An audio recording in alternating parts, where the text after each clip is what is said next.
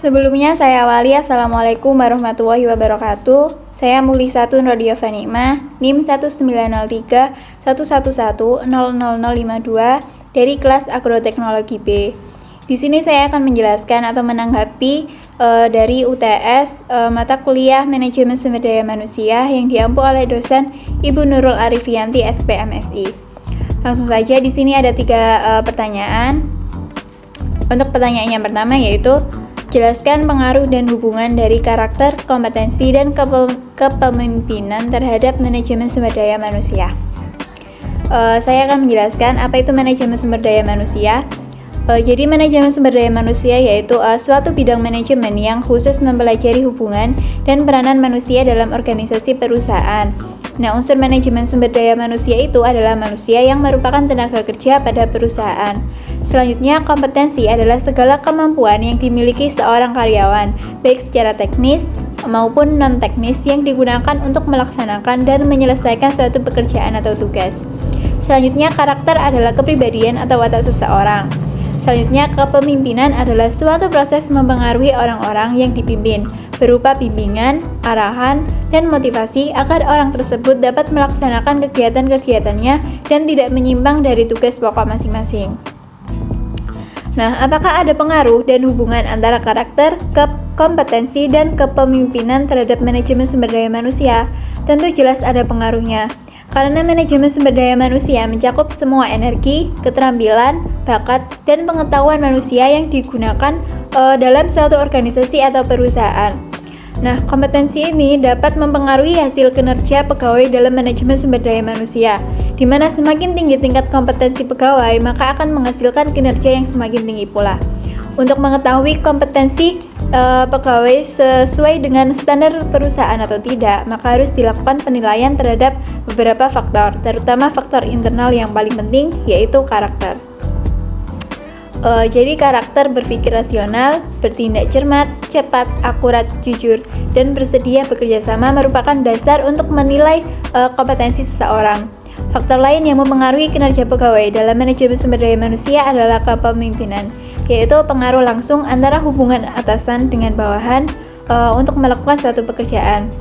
Dengan kepemimpinan yang cocok dengan kondisi pegawai, maka pegawai akan terdorong untuk melakukan suatu pekerjaan sebaik mungkin yang akan mempengaruhi hasil kinerja. Selanjutnya, pertanyaan nomor 2 yaitu jelaskan serta berikan contoh penerapan dan metode yang digunakan dari perencanaan, desain, dan analisis jabatan dalam manajemen sumber daya manusia.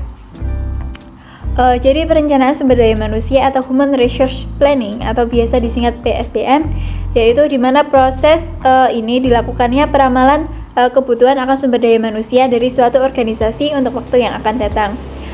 Dari metode perencanaan ini bisa dilakukan metode ekstrapolasi, yaitu menggunakan data-data terkait tingkat dan jenis perubahan yang pernah terjadi di masa lalu sebagai bahan untuk meramalkan perubahan-perubahan kondisi yang kemungkinan besar akan terjadi atau bahkan terulang di masa mendatang. Nah, contoh penerapan metode ekstrapolasi ini, misalnya jika diketahui bahwa bagian produksi rata-rata menerima 1 orang karyawan tiap bulannya sepanjang 2 tahun lalu, maka diprediksi terdapat 12 orang karyawan baru di bagian produksi pada 1 tahun yang akan mendatang. Selanjutnya, metode dari desain jabatan, yaitu bisa menggunakan metode HR Analytics. Jadi HR Analytics ini merupakan proses mengumpulkan dan menganalisis data seputar HRD dan SDM untuk meningkatkan kinerja karyawan.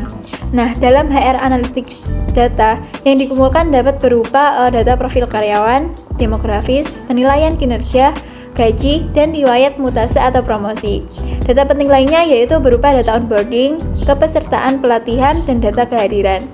Nah, salah satu contoh konkret manfaat HR Analytics ini yaitu bisa diimplementasikan oleh lembaga finansial Credit Suisse. Nah, lembaga tersebut itu sempat mengalami turnover karyawan dengan persentase antara 20% hingga 25% setiap tahun, sehingga mengalami kerugian besar akibat biaya pelatihan yang sia-sia. Nah, melalui pendekatan HR Analytics ini, Credit Suisse itu mendapatkan sistem terbaik yang dapat digunakan untuk mengidentifikasi para profesional muda yang beresiko resign. Selanjutnya, metode yang bisa diterapkan dalam analisis jabatan yaitu metode wawancara.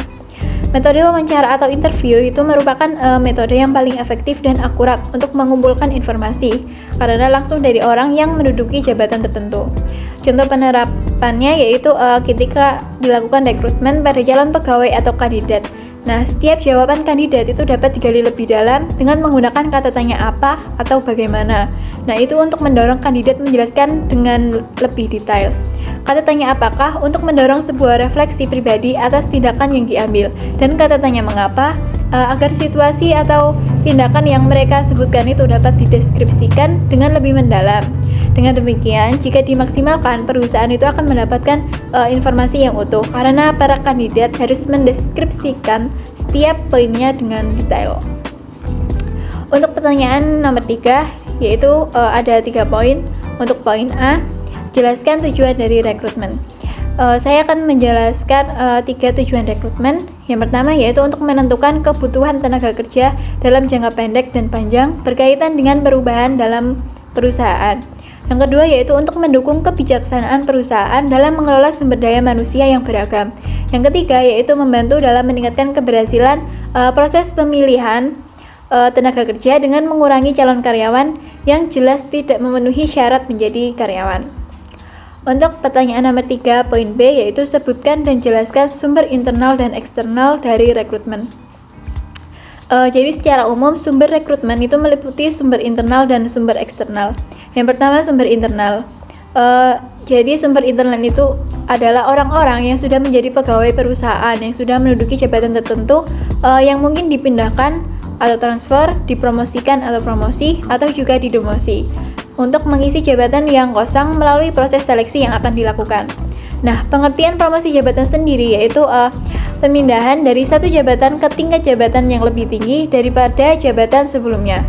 Pengertian transfer atau rotasi adalah pemindahan bidang pekerjaan pegawai kepada 2 bidang pekerjaan lainnya tanpa mengubah tingkat jabatannya.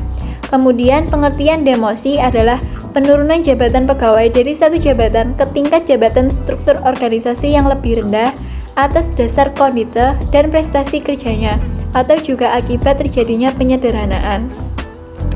Selanjutnya sumber eksternal, yakni proses perekrutan tenaga kerja yang disaring dari sumber luar perusahaan, yaitu ada referensi karyawan lama, biro penyalur tenaga kerja, ada juga departemen tenaga kerja atau Depnaker, pesaing, lembaga-lembaga pendidikan, dan juga ada pelamar langsung.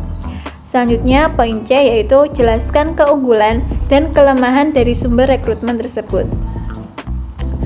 Jadi sumber rekrutmen yang saya sebutkan tadi itu terdapat keunggulan dan kelemahan. Yang pertama yaitu keunggulan dari sumber rekrutmen internal, yaitu lowongannya cepat terisi, penyesuaian diri cepat, menekan biaya proses rekrutmen.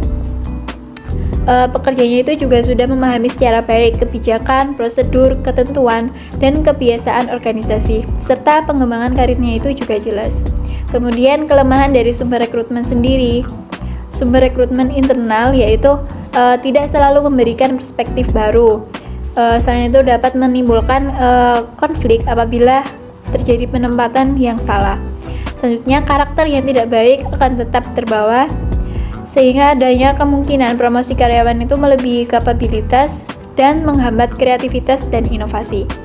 Selanjutnya keunggulan sumber rekrutmen eksternal.